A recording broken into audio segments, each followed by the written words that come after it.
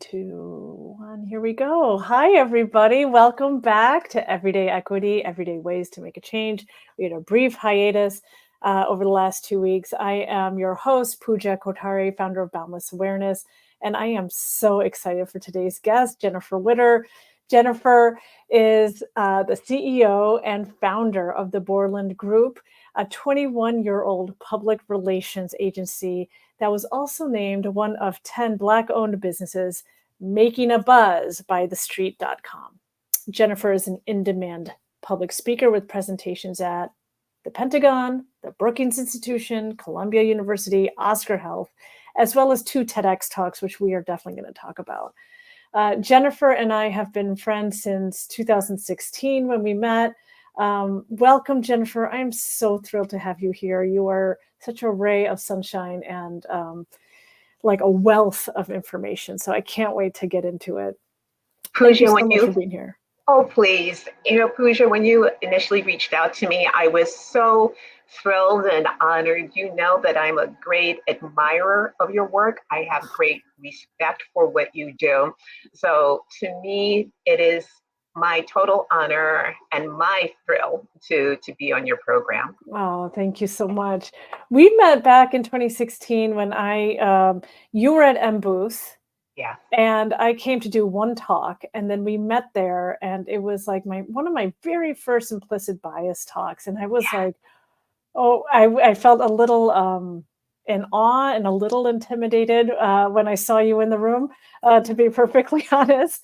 And then we went to lunch afterwards and had a really great conversation. Do you remember that time back then? Of course I did. When I was at M Booth, I still obviously had the Boreland Group, and I was there as a consultant. I was their diversity fellow, and I remember when your name first came up, and you were just fabulous. I still remember you were in the front of the conference room. There were like maybe 30, 40 people jammed in because so many people wanted to hear what you had to say. And I thought you were spectacular. I thought you were wonderful. And I said, I got to know her. I got to know her better. And I did. So yeah, I know. This is a LinkedIn Live is about you, but I really appreciate those very, very kind words. And when we went to lunch, you told me we talked a lot about PR. I had really no understanding of what PR was. And you gave me all of these ideas. And I just want to quickly talk. We're going to talk about this later also. But you told me about this book you had just written recently at that time. And I bought it immediately because I was like, I need some help. Get me. And it's a little book, but with really great PR ideas. I highly recommend it, especially to really people starting out, small business owners. It's a really great jumpstart with like just perfect ideas that are manageable and accessible to people who may not feel like they have a ton of resources to spend on PR, but also ones that can get you noticed. Tell me about this book. Well, I wrote it for that exact reason. There are many startups, there are many executives that want to take advantage of public relations, but they just don't have the funds to engage a PR agency. So with the little book of Big PR, it does say about getting your small business notice, but again, it's also for executives. And it's bite-sized chapters. We talk about personal branding, we talk about networking, we talk about media, and there are all these tips that you can easily incorporate into your day-to-day, into your PR plan. And at the end of every chapter, there is a case study. And throughout each chapter, there are special sections that are called big don'ts. Like, for example, in media relations, I tell people, don't bug reporters. Don't do it, because you'll be put on a list and they'll say, we don't want to hear from that person. So you can read it all at once. You can read it chapter by chapter. But the goal of it was to work with burgeoning small businesses and, again, executives who want to get to the next level. And I hope that the book provides them with the ammunition to get them to that level. Yeah, it really does. And it's just, the thing that I feel very strongly about is it's very quick to get overwhelmed as a small business owner, as a solo practitioner. Yes. You're doing everything. And this book doesn't make you feel overwhelmed. And I feel like that's step one, that you're going to read a book and feel like, okay, I can accomplish this. So it's very well written. Thank you. And I've always referred back to it. I feel like it's just over time keeps giving. So you sound Oh, like you can accomplish all of it, so you just keep chipping away. And I yes. really appreciate that. That you're just making my heart sing. And a friend of mine, I saw on her Facebook page yesterday that if you save $8 a day, by the end of the year, you'll have $3,000. And the point of it is that these small steps lead to bigger Yeah. things. And Yeah. that's what this book is. You take 1 or 2 tips, you can take 10 tips, you can take as many tips as you want, but you will be marching steadily toward your goal. Yeah. Yeah. And just like we say with DEI work or anti-oppression work, it's like going to the gym. You don't go once and get strong. No, And it's the same no. thing with this, is consistent effort. I wish it was that easy, but we'll go more into that Yeah. as we talk. Yeah, exactly. Um, okay. I want to talk about how you got into PR, why this industry for 21 years, your own company. Tell me how you got started in that, and what you've seen over all of this time. Well, actually, the Boreland Group is 21 years old now, as you mentioned, but I've been in public relations for about 40 years. And I fell into it. I went to Fordham University. I was a print journalism major. And when I graduated into a recession. At the time, in my senior year, I was working at the PR department of the New York Botanical Garden. And Marge Lavero, bless her soul, she was a director of PR. She knew I was looking for a full-time job. And she goes, you know what, stay here. And then when you get the job that you want, you can go, no hard feelings. Well, as it turned out, I had a natural inclination for public relations. And I am a very strong writer. And with PR, that you do something different every day. Mm-hmm. And you have a wealth of clients. As someone said, it's like you visit so many different worlds. And all these years later, here I am, still in public relations, still enjoying it every day. And I have visited so many worlds, from high tech to products to companies led by women to nonprofits. I feel very blessed to be in this industry. And then quickly starting out with the Boreland Group 21 years ago, it was after I took some time off, because PR, I have to dispel a couple of myths, that it's not like the old Sex and the City, Samantha having cosmos and lunches. It is a high stress Yeah. field. Mm. And year after year, they have these listings of high stress jobs, and PR is one of the top 5. And I was burned out. So I took a year off, and I decided I wanted to stay in PR, but with my own way of thinking and doing things. And that's how the Boreland Group was born. And in the beginning, we focused in on real estate because my first client was in real estate. And we did such an exceptional job there that for the first several years of my company, I did not do any cold calls. I did not do any networking. Clients were coming to me. Yeah. And then in 2000, just before 2008, I saw that the market was getting shaky. And that's when I began to diversify. And that's what helped me. And then moving into where I am now, because it was all organic, it wasn't planned, I have moved out of real estate. And now I specialize in companies that are new majority owned, women led, as well as nonprofits. And I just want to take a moment to explain what new majority is. Yeah. According to the US Census, by the year 2045, people of color will be the majority demographic in the United States. Whites will become known as minority whites. That is not my term, that is what is being said. And what I've seen in the years I've had my business is that companies that are new majority owned and women led, we do not get our fair share of attention. We are always under the radar. And what I do with all my years of experience, with the expertise that I bring to the table, is to partner with these companies and contribute to their success. I always say your success is my success. So I work to get them above the radar. And by doing so, it helps them by obviously increased visibility that attracts new clients. With clients that they do have, it strengthens their bond and they can grow out more business. And they have the luxury of people coming to them wanting to work for them as opposed to seeking out individuals. So that is my goal. And for women-led corporations, women, and this is part of my speaking, we always get the short end of the stick. For example, women who are seen as, forthright, they speak their mind, they get dinged. They do, we do. And that can be slower promotions. It could be less salaries. It is a whole plethora. So I work with these women-led corporations so that we can overcome these biases so that they can move forward into their rightful spaces. And I'm very dedicated toward that. So that's what our area is and shall remain. It's like you're in this very high stress PR job, and then you've added a very high stress DEI principles infused into your work. It's like, Yeah. but it's unavoidable. I mean, you really can't do PR or really anything, but like this is so like high visibility, using words and images and people Yes. without understanding the impact of those words on them.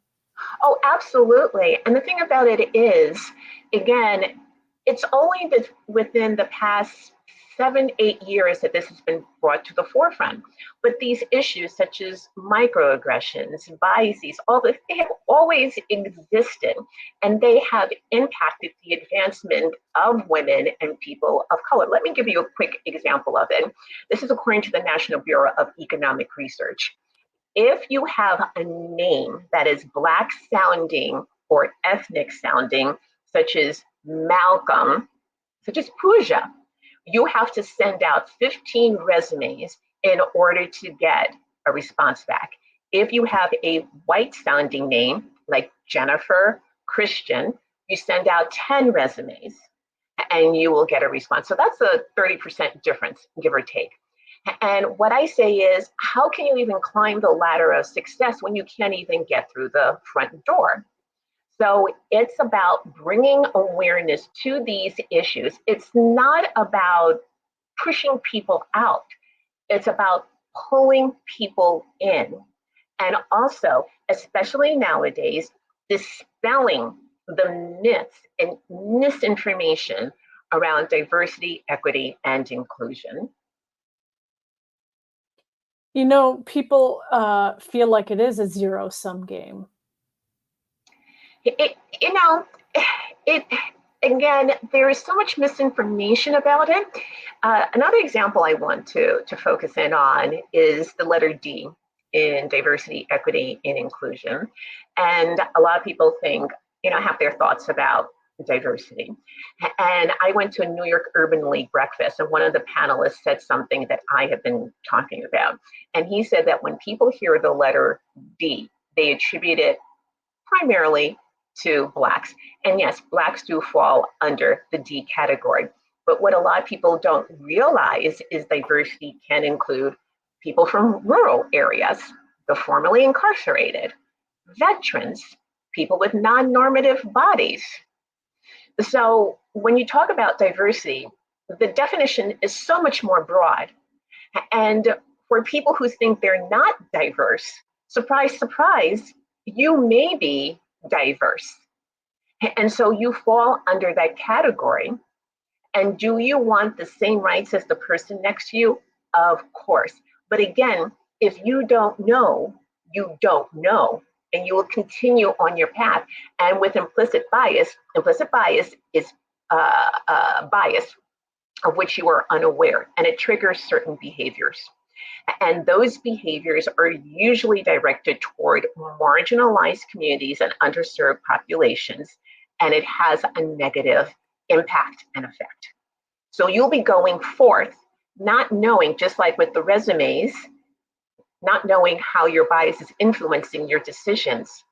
And so things can't change unless you become better aware of it and see how you too can be a member of a population that you previously did not identify with. Mm.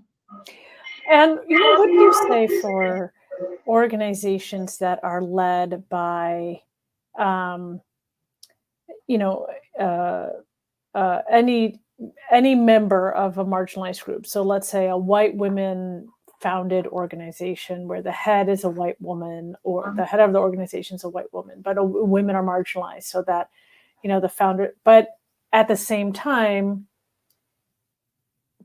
uh, being part of that marginalized group doesn't exempt you from perpetuating oppression within your Mhm, own organization. mhm, Um, when you meet, or when you're helping people with their PR, mhm, and you encounter this, how do you approach your clients? How do you talk about, like, you know you're maybe not part of, like, the cis het white male, yeah. and they're not a majority at all, but they are the ones in power. Mhm, um, you may not be part of that group, and yet you can be perpetuating mhm, behaviors that you consciously reject. mhm, What's your approach? How do you go about it? What resources do you give? Um, if any, mhm. how do you approach that conversation? Well, the thing about it is that with my clients, I have the I say the bestest clients around, and they want to learn, they want to grow, and they are receptive to my ideas. They don't come to me out of a vacuum. I'm very vocal in my beliefs and my statements on social media, so it's not like they're going to meet Jennefer and go, oh my gosh, I didn't know. Mhm. They know. And so with organizations, let's just say they're led by a white woman, I will try to infuse inclusion in the PR plan that we are working with. For Yes. example, I'll say, like with speaking engagements, have you thought about speaking here? With media relations, I had a client a few years ago, and she still is a white Jewish woman, and I got her in Black enterprise. And again, inclusion is important, but let's be clear-eyed about this. Businesses want to earn money, and they will only go so far. Yeah. So what I need to do, what other practitioners of this have to underscore why it's important for the business to be considering these tactics. And one tactic, excuse me, that always works is saying that too, you'll be able to attract more clients because more clients are saying we want diverse teams. Two, you will have a greater group of recruitments, younger people, millennials, Gen X's, Gen Yers. They are looking at companies, they're going in and saying, how diverse is this organization? And if they see, one person of color and a handful of others, they're going to go, no, I don't think so. And third, and this is the key thing, is that you will increase your revenue. Everything I say here is based on facts. Like with all of my presentations, it's not just Jennefer saying it, it is all fact and evidence based. And their ears, potential clients, will always perk up when I say to them, you have an opportunity to generate higher revenue and push off competitors and gain market share if you consider these tactics. Yeah. Yeah. Yeah. Yeah. I mean, people have been such a squandered resource in this country, Oh, really. yeah. I mean, uh, like cutting your nose to spite the face type thing.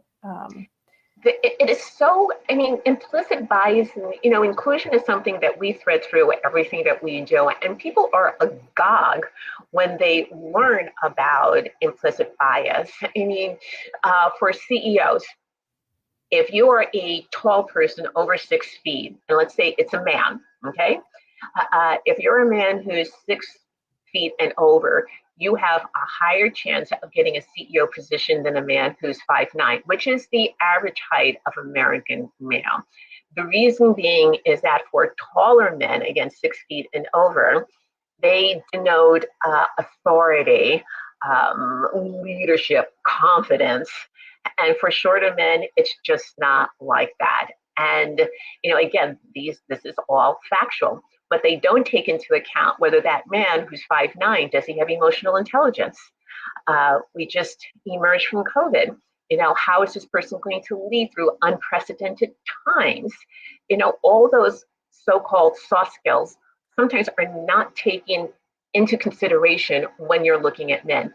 So, again, it's so insidious, implicit bias, and can impact us in ways that are large and small. And again, if you don't know, you're going to continue along a path that could be overall detrimental to your overall objective. Nobody wants that. Yeah. We got to get out of our own way. Yes, yes, absolutely. We have to want to get out of our own way. Yeah, indeed, indeed. So you have 2 TEDx talks. Can you talk to me about those? Do you ever refer your clients that, you should really watch this as like a way to start this conversation? How prejudiced are you? And on implicit bias. So talk to us about your TEDx talks. Sure. Well, I don't include it in my initial outreach because reaching out to a client who doesn't know you, saying, how prejudiced are you? Maybe a little bit off-putting to the person. But the first TEDx that I did, it was a TEDx Albany, and it was basically what implicit bias is. And I already mentioned it, and I gave examples of it. And I also, gave ways to overcome it and how to address it. For example, how to address, because I've come across this myself, is when somebody says something that you disagree with. Many times we won't say anything or we just freeze. And, it can be uncomfortable. But what I say is just say, I don't agree with that. You don't want to put the person on a defensive. You want them to say, well, what do you mean? And then you open up a line of conversation that allows them to see your way of thinking. The second TEDx that I did, which was this year, it was with the University of Mount St. Vincent, is how implicit bias is scarier than racism. Now, racism, everybody who is a racist knows they are racist. Let's not pussyfoot around this. You're a member of the Proud Boys, white nationalist groups, Klan, you know you are a racist. But with implicit bias, you are, again, unaware of it. There are laws that help to control racism. The Voting Rights Act, the Civil Rights Act, Brown v. Board of Education, all of that help to negate like the Jim Crow laws, the ability to vote for all. But I challenge listeners, viewers today, to give me one law that addresses implicit bias. There is no law that challenges implicit bias or tries to negate it. So without that, it is allowed to proliferate, grow. So that is why, in my opinion, racism is horrible, don't get me wrong. But implicit bias can be scary because it can grow, it can expand. And 9 times out of 10, it can have very bad, or fatal consequences to those that it's being directed toward. Yeah. If you don't know that you're not interviewing, you're interviewing or accepting 5 less resumes because you have a non-white sounding or non-Christian sounding name, then you have no idea the impact that you're making or how you're lessening and making more shallow your inclusion. And then if you're unaware of it, but you consciously are like, well, I think inclusion is definitely a good thing, then it comes off as performative because you don't know how to actually implement it. Yes, and you don't want to be performative, and you also don't want to be guilty of virtue signaling or tokenism. And we have a Black board member. Well, whoop-de-doo for you. Was that person selected because of his or their qualities, or was it to to meet a quota.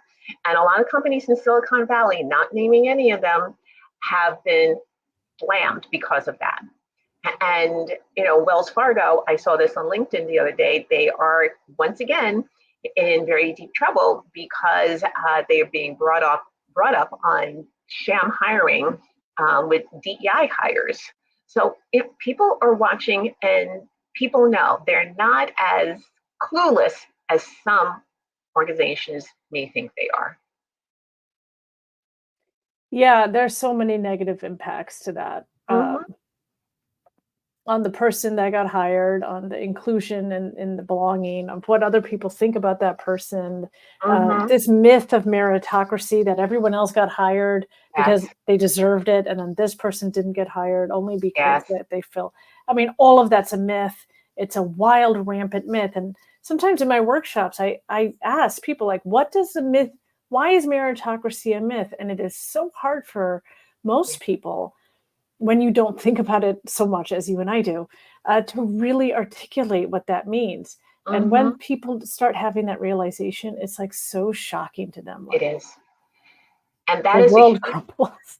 well, that's the huge difference between racists and those who have implicit bias. Racists will toddle along, happy as a clown in their own little racist world. For those who have implicit bias, and I have worked with people, they are ashamed of it when it comes to their knowledge and they want to change. That's the most important thing. Yeah. And one of the things that I suggest is that if you want to know where your biases lay, take the Harvard Implicit Association test. It's online.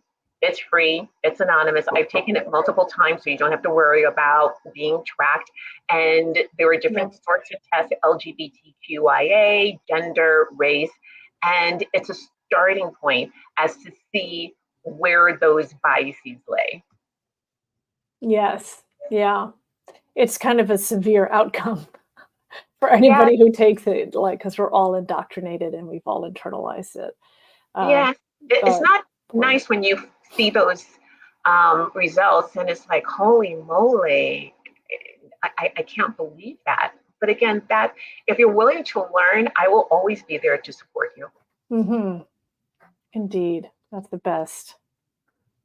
I gotta write that down. Holy moly. You've given us a lot, but in the last few minutes, a Hmm. piece of advice that you would give our audience when they are embarking on this journey, Hmm. halfway through and frustrated, demoralized, or ashamed, any of those feelings. What piece of advice do you have to move forward? A couple of things. I would say keep moving forward. At the beginning of this conversation, we were saying about exercise, that if we went in and had these wonderful physiques after 30 minutes of working out, hey, everybody would be at the gym. It is a Yeah. process. It is a long journey, and you have to keep moving forward. The other thing I would say is that you need to incorporate DEI into your corporate culture, that it has to be just as important as the other departments, such as finance, human resources, because it's the sake of the health, wealth, and well-being of your organization. I know a lot of companies are cutting DEI out for a variety of reasons, but what I'm saying is to move forward with it. You may have to use different language, as long as the outcomes are that everyone feels included, that your office represents the population. It will be a win for you and for those you work with and for the clients that you have. Absolutely. Excellent. Um, hire Jennifer for a speaking engagement. There's some times of the year that she especially gives talks. November, Small Business Saturday, that's coming up. Yeah. February is Black History Month. April's Diversity Month. May is Small Business Month. I mean, there's just so many opportunities, but Jennifer's a wealth of knowledge. Get in contact with Jennifer on LinkedIn or Yes. Instagram. You can see it scrolling at Jennefer_Witter. Um, and one last thing I want to talk about, elevating Coffee Club. Tell me. Yes, very quickly. Elevate Network and Covey Club are two organizations that I belong to. They both promote women without any agenda, but seeing the other woman advance. With Elevate, I'm the co-president of the New York City chapter. And with Covey Club, I've been an active member since the start. They have a wealth of wonderful classes. All of them are online. With Elevate, they have workshops, they have book clubs, they have in-person events. And I would just ask that you take a look at both of them. And if you're looking for organizations that will support you in an unqualified manner, these are the two that I would highly recommend. Amazing. Jennefer, thank you so much. You're such a wealth of knowledge. Um, Contact Jennefer. Your website's going through a little bit Yes. of a redesign, but until then, you find Jennefer and connect with us. Yeah. Connect with us on LinkedIn and IG. Yeah. It's been wonderful having you here. Thank you so much for your time, Thank you. and we will see you all in September for our next Everyday Equity, Everyday Ways to Make a Change. Bye bye. Bye.